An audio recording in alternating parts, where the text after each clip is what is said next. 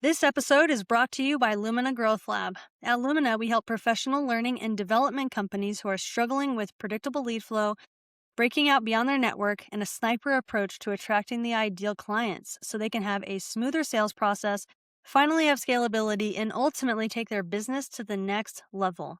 Most of the time, our clients come to us frustrated because business has fundamentally changed since the pandemic and now the disruption of AI.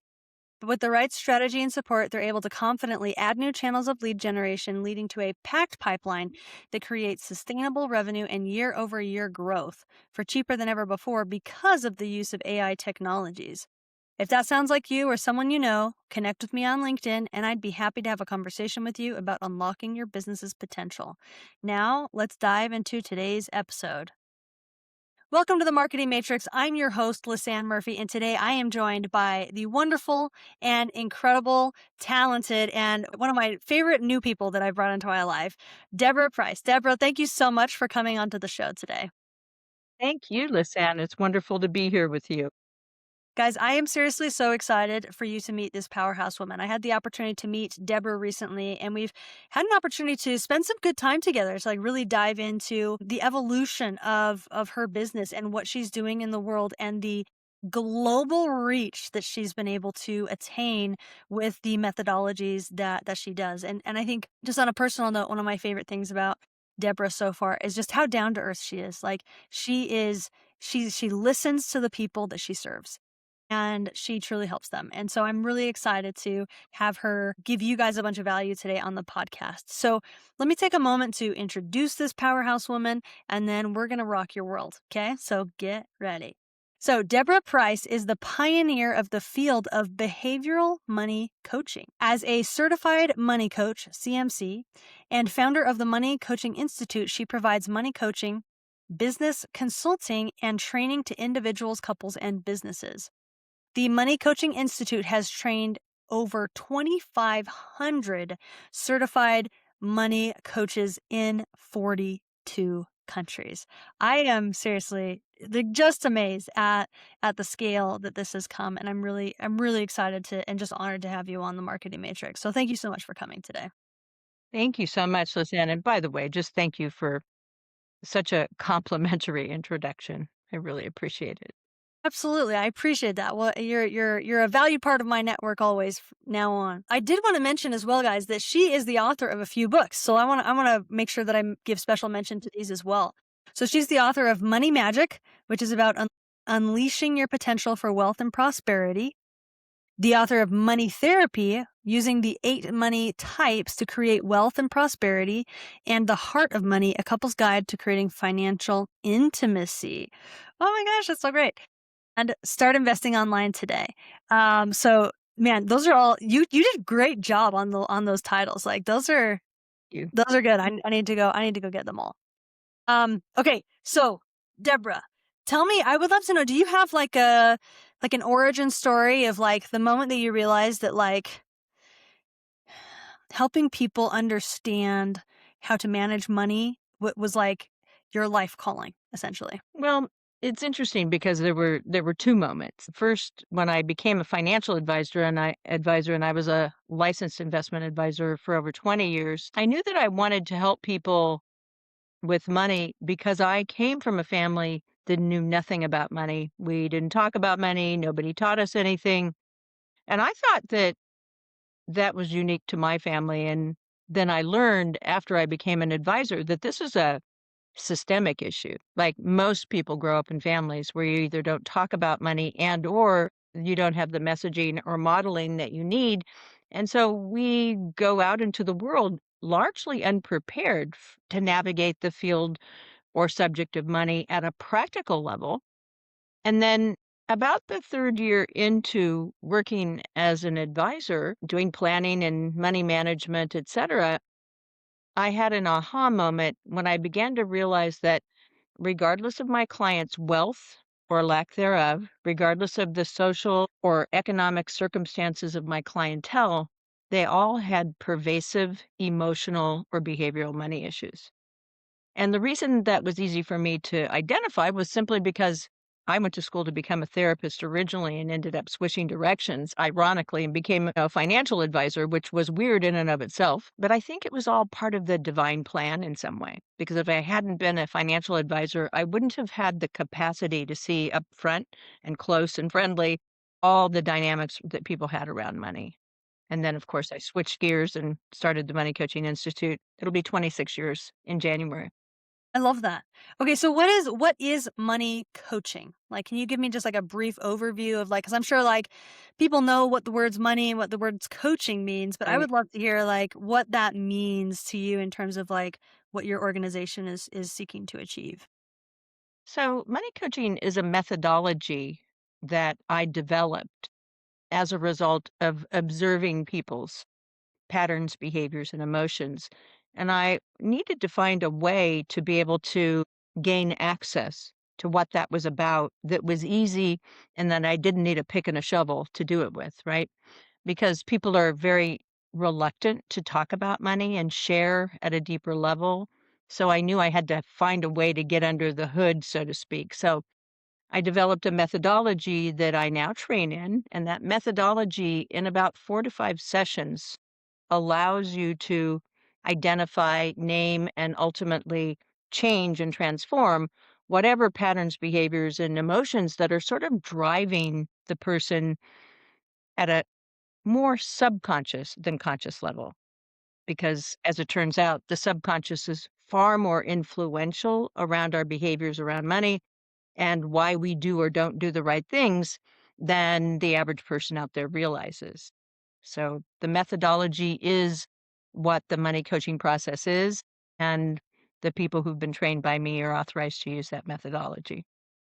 I love this so much. Well, and I love how you like mentioned, I love how you said like it was like divine um like timing and intervention and like that you would have the background of psychology as well as finance to be able to bring those two together and like really make a difference for people because I totally agree. I think that money it runs the world, but yet it's something that like we don't talk about. There's so much weird energy around it, especially like when you're in a relationship or especially dating, whenever money comes up and how you view money and how you want to use money in your partnership, like it's it's tough. It's a tough subject.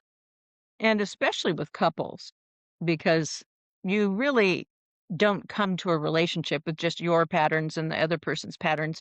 You have a whole like neighborhood of people on both sides, family, grandparents, previous spouses, etc. And all of those patterns, they became hardwired in early childhood. You know, a child's brain is essentially just a recording device and it records everything for the most part. That's how we learn. But a lot of what we record and what gets sort of saved on the hard drive of the human brain, we don't know anything about that. And we didn't have any say in what got recorded either. But it's very opportunistic to later show up in the form of challenges that are mysterious. And that's why the feeling that money is such a triggering or uncomfortable subject is because some part of us already knows something isn't right, but we didn't know where to go or who to talk to, or even if it was okay to talk about, right? Interesting. So, So can we dive into that for just a moment? Like why is money so hard, awkward, scared of when it's something it's as pervasive and necessary as food, water in terms of like how we survive in this world, but yet it's just it's challenging. well, if you think about it, you know, money is a core survival issue. And yet, unlike other core survival issues, if you look at Maslow's hierarchy of needs, you know, food, shelter, procreation, all of that. Maslow didn't have the science that we have today, which basically says that money really is a core survival issue because without money, you can't climb the ladder toward increasing self actualization. And if you don't know how to navigate the field of money, then that becomes a liability or challenge for the person in their ultimate success at every level. So the fact is that all the other core survival issues, human beings are instinctively capable of figuring out. You know, we can figure out how to have sex. Not that it'll be good sex, but we've always been able to figure it out, right? and or how to get water or how to feed ourselves. We'll figure it out. But where money is concerned, there's a vacuum. We don't have the same instincts around money and doing well with money. In fact, I would go as far as to say that our instincts around money are all flawed because instinctively we believe that more money is the answer, except it's not. Learning how to be with what you have and not being so externalized that money and things more, bigger, better are going to make you happier or more secure. Those things are all nice, but in my experience and observation, they're not the answer to whatever is not working or hurting inside. That's fascinating. And have you ever okay, so I love how you broke it down that, like, money is a core survival element, but we don't have the instinctual components to understand, like, how to manage that well. That's brilliant. It's so good. Okay, so man, I just lost my question because I was so caught up in, like, It how happens awesome to me that about was. once every hour. No, seriously, this is so good. Okay, so my question is man, it was so good. Where'd it go? Let's see, I'll go down this vein and we'll see if the other question comes back. So when I was in my master's program, we talked a lot about money in my so I took a lot of classes on that were related to nonprofit work and donations and giving, right? And the nature around that. And we talked a lot about how money is energy and how a lot of people like have this mindset that they're like, okay, well, when I have a lot more, I will give. Right. And they talked about how, like, that's not actually the case. Like, money just kind of like exacerbates or like inflates what already exists. Like, if you are naturally a giver, you're going to give when you have less, and you're also going to give when you have more. That volume is just going to be more because you have more money. And so they talked about, like, if you want to be a giver, like, be a giver when you're a poor college grad student because it's not gonna magically change when you have resources to do so. So we talked a lot about how, like, money is energy, and I thought that was a really interesting concept. Have you heard that before? Like, do you like that? Do you agree with that? Do you feel like it's Oh, yeah, different? Like, I've I'm written curious that to know your actually. thoughts. I've written about that in one of my books, is that it is a really powerful energy force in the world. The thing about it as an energy form, though, is that it's actually very neutral. We tend to think black and white as people, money is either good or bad or evil or whatever the projection is, because money is a giant projection screen and we project, that we can't be, do, or have the life we want unless we have enough money. And we project a lot of other things onto money as well. But the truth of the matter is it's a very neutral energy and it's a powerful tool, but we lack the tools to be able to utilize the energy as powerfully as it is capable of being used, Mm, right? Just the simple equation at a practical level of just understanding how money grows and, compounded interest just at a practical level. But there's also an energetic aspect within human beings. And I'm convinced after doing this work for almost 30 years that we actually have our own energetic force within us that either is a container for receiving and having money, or one that basically says, I don't trust you or I don't feel safe having you.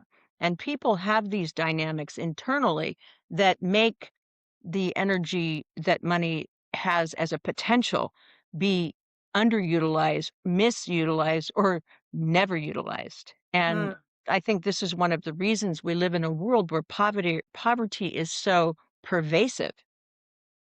People who are poor or who come from backgrounds where there was enormous scarcity just haven't developed a container yet for utilizing it. There's no model there, mm, right? You yeah. can't create what you don't know. And yet some people do find their way out of that. I was one of them. And so there's an energy force within a human that I like to just call the human will, that if you can harness that, regardless of your circumstances, you came from, who you are, you can leverage that as a force within that can catalyze your potentiality relative to money as well. Wow. That's But such a powerful concept and I think so important. So have you done any, like, historical analysis of, like, why like, how money became such a misunderstood and uneducated thing? And, like, this is, like, kinda like the frame that I'm thinking on. I'm thinking yeah, about how, like, before there was money, I mean, thinking about the line of, like, instincts that you talked about. Before there was money, we bartered for, with goods, right? It's like I'll trade you some skins for some grains, and it was a barter system to achieve what we need. And then eventually like money came into it. And so we have this like paper or mineral component that now gives us skins and grains and wood or whatever. Mhm. Like, do you understand? And I feel like maybe like when it was a bartering system, that was more intuitive, and like there was something about like the paper and coin money that like shifted it. Like what happened in history where like where we just Yeah. started missing the boat? Well, I've written extensively around the history of money in my book, Money Therapy and Money Magic. And the thing that's really fascinating about money is, first of all, money really only came to be available in mass society really at the Industrial Revolution. Before that, we were the longest period of history, we were basically hunter gatherers. And every day was like Groundhog Day. You had to go out and hunt, and gather, go back to the cave, satiate. And next day it was Groundhog Day. You had to do it over again. Right. And humans were not very smart there at that point in time. We didn't have the same sort of brain capacity that we do today. And then you fast forward and we go to the agricultural revolution, and that's when people started to barter and exchange. But we have to remember very few people had actual money during that period of time. If you were a land baron or a royalty or something, you might have money, and clearly they did. But the average person, the peasants, which I would have been, really starved and had very little. So we have to understand that the collective society had enormous scarcity and deprivation dynamics at play as part of the psyche of the time. So when the Industrial Revolution hit and people left the farms for the cities for the first time and they got their first paycheck, people pretty much divided into two camps. They were either spenders or savers, haves and have nots. But the vast majority of people, I believe, were probably acting from more of that place of deprivation. Oh boy, we have some money, let's go spend it. Right. And the evidence is there because not that many people acquired what during that period of time. And so it really wasn't until later when more and more people started to invest and learn how to do money differently other than stick it under your mattress, put it in a hole in your backyard, and or just, basically people did very little with their money prior to then. And then as people jumped into the stock markets and started making money, the very first thing that, happened not long after that was we had an enormous market crash and a huge recession. So that also left an indelible mark on the psyche of people because people lost a lot of money. People were jumping out of windows because their worst fears had become realized, right? Now, of course, we have market checks and systems and balances around the markets today, so you don't see those kinds of drastic drops in terms of people's net worths being wiped out like that. But these things affect the collective unconscious and the psyche of all human beings, so it makes people reluctant, right? And so even today, think about it. Even though you have a 401k at your company and your company is going to match it, right? Roughly about 30% of the people who have those programs available opt to do nothing, even though it's highly advantageous because we still are very suspicious of people, money, the investment market, investment people. Even if we don't say we are, believe me, at a subconscious level, there are millions of people out there that are going, it's okay. I'll just keep my money right here. Thank you very much. Right. And there are days that I feel like that, by the way. That's so fascinating. So, what is your philosophy on like bringing it into the open? Like, is that what you're really like? It's about like, is that why you're not just keeping, this like little consulting group, but like you're certifying these coaches all over the world? Like, is that your goal to like make money as commonplace to talk about as like your favorite restaurant down the street? Like, what Right. are you trying to do here, Barbara? Or Well, just sorry. we've done that's fine, no problem. We've done, I think, a really big job, sort of creating a bit of a tipping point. People talk about money much more now than they did 25, 30 years ago when I first started doing this. I remember when I first left the financial services industry and told people I was opening the Money Coaching Institute, and they'd go, well, what is that about? And I'd tell them, and they'd just look at me and go, okay, I have to go now. Because when I started saying I wanted to help people talk about money and move beyond the money taboo, they're just going, not here, not you're going. And I was kind of offended at first. And then I realized it wasn't about me. It was about their discomfort. And I want to remove that discomfort for people because actually talking about it helps all of us. And so I do a salon called Conversations About Money that I do regularly, and I podcast about this too. We need to be in the conversation. We need to understand ourselves and each other more deeply. And the over focus on, the budget and investing and retirement planning, yeah, those things are important. But there's a deeper conversation around who are we relative to this? Why does it matter? And why does it have such a hold on us? Right? These are important conversations. And as we unpack that and start to realize what we're holding inside, the subject of money, I think, is one of the deepest pockets of suffering in all of humanity. And if we can start to help people understand that and themselves, every time I work with a client and they begin to understand themselves and why they are the way they are, why they feel the way they are, I have clients who have millions and they are just as afraid as the person who has 10,000. That's not logical or rational, but nothing about us, as far as human beings and money is concerned, is rational or logical. Truly, the elevator doesn't go all the way to the top for most of us where money is concerned because we get stuck in what I would call the instinctive or emotional brain. And those two aspects of the human brain, when we're there, we aren't thinking rationally or logically. But you can teach people how to do that. Yeah. Okay, so like for our listeners, if they're like feeling like, oh man, like this is really good, like where does the conversation start? Like what would you recommend they like let's say someone wants to go home and they say, hey, I was listening to this podcast on money and I think we should have a deeper Right. conversation on a psychological level about our relationship to money. Like where would people start? Well, the good thing to do is just go on to moneycoachinginstitute.com and take the money type quiz because it'll give you an overview of your archetypes.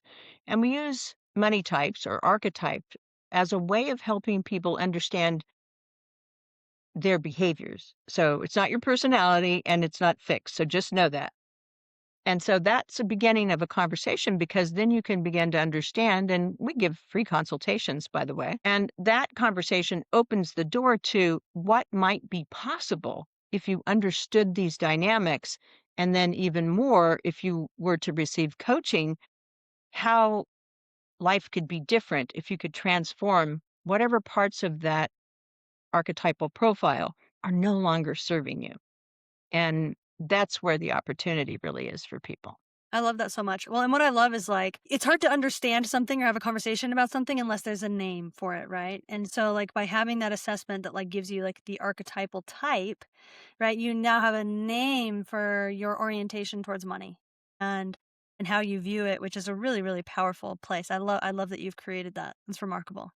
Very good. It's really helpful for people. And, by the way, we all have all 8 money types inside of us. It's really just a question of who has the most speaking parts, who's driving the car most of the Mm, time. mm, But we have all aspects of this, and some of them are positive, and some of these aspects are just really challenging and painful for people. I love it. Fascinating. Okay, so let's turn towards the business for just a moment. Let's talk about that. So, what was your impetus for creating a certification and licensing this material to other people? Like, why did you decide to do that? Well, I got a phone call about 6 months after I quit being a financial advisor, hung my licenses, and I was a single mother with a 6-year-old daughter, and all my friends and family were going, "Oh my God, we can't watch. This doesn't look good. What have you done?" And I got a call from somebody who turned out to be my first client, and he was from South Africa. And he told me the story of how he went to Mount Shasta as a result of his spiritual teacher in Africa told him he needed to go on a pilgrimage, sent him to Mount Shasta, and said, there will be a message there for you. And that's going to lead you down the path that you were meant to be on. So he tells me the story of actually arriving at a hotel and his reservation was not there. And it was Mount Shasta at certain times of the year is impossible to find lodging. here he is. He just flew in. He's from South Africa, right? So he's like, I don't have any place to stay. I just came here from like Johannesburg. And so this person says, hold on a second. He called a friend. He comes and he goes, my friend has a little cottage. He's going to give you a place to stay. So this now coach arrives. And when he puts down his luggage, he looks and teetering on the very edge was a copy of my book. And he said, I just picked it up and put it on the desk. The next day he was at a bookstore. He's walking around and the book fell off a shelf right in front of him. And he said, so apparently I got my message. Will you teach me how to do this? And I'm like, That is wild. I love that so right much. on. True story. Even Buchalter. So that is when I knew I needed to teach, but I hadn't known before then. So we were actually both messengers to each other, I think. And I'm Mm, a teacher. I actually, my master's degree, which I'm like 2 units short of having, was in education. I originally was setting out to be a psychologist and also teach. And so, you know, I think there always is a little bit of a plan if we're paying attention. mm, yeah. I love that. That's very, very true. So wonderful. Okay, so you have a certification for coaches. You also do coaching yourself still, correct? Absolutely. And you also have you have a slew of resources to pull from, right? You have books, you have a lot of course material that's been created. And who are Yeah. you most passionate about working with? Like, 'cause you mentioned couples a little bit ago. When we talked last week, we talked mostly about coaches to be certified in corporations. But like, who are you most passionate working with? I think that most of our people actually just work with individuals, not necessarily corporations at all. It doesn't really matter. But we kind of have a model, which is you start out as a certified money coach. Very often they'll move into becoming a heart of money couples coach, and that's my favorite work because that's where you make the biggest difference in terms of keeping people together, keeping families together. One of the saddest things in all of the work we do is how many children get just really messed up as a result of divorce and all the money issues that ensue as a result of divorce. So children bear the brunt of that to a degree that's largely just catastrophic. So couples work is really profound, but I mean, I like doing all of it. I'm also, I've been a business coach longer than I've been a money coach. So all of it is part of the model. And we teach all three of those aspects as well. So, I love that. and I probably do more individual coaching than anything just because those are the people who usually call me. Yeah, I love that. So, and one of the things that I was really impressed with when we spoke the other day is like it's very clear that like you're you're in a way almost like just getting started. Like you're very passionate about what you're doing and where this is going. So at the time of this recording, we're like right around the corner from the beginning of the year. So like what are you seeing in the horizon for the money coaching program? World domination. I love it. Let's talk into that. World domination. Let's go. Yeah, it's so funny. I think that I'm getting wiser over time, and I really believe there's no reason why there shouldn't be a money coach in every financial services company that cares about their clients because it's the right thing to do. It's value add and it will help their clients. There's no downside to money coaching at all. It's just Do you feel because like it's the new. industry is open to that? They're more open now than they've ever been. I've had a lot of doors closed on me in the financial services industry. And for many years, I just said, okay, I'm done. I'm not interested because it's like talking to the wall. But in the last few years, there's been a shift. And I'm seeing more and more financial services companies sending people over to us to get trained. We are the gold standard in the field, so it's not difficult for people to figure that out. But I'd also believe that we need more coaches worldwide because uh, and whether we have 2,500 or 250,000 money coaches worldwide, it's still not enough to help all the people who need it. And in my own career, I can honestly tell you, I've never met anybody who didn't need it at all. Occasionally, I'll run into somebody whose parents were so together. Their parenting was great. The person felt totally safe as a child. They didn't have any survival issues. There wasn't any real psychodynamic stuff in the family system that created challenges that led into money issues. All of this stuff contributes to whether a person will do well with money, and in all other aspects of their life, relationships, jobs, etc., are peripheral or not do well. And I think that when we look at statistically how many people are faring well economically in our society, there's such a wide gap that if you can't reach those people where they live internally, you can't get them to invest with you. And I think financial planners and advisors and financial services companies are actually having the wrong conversations.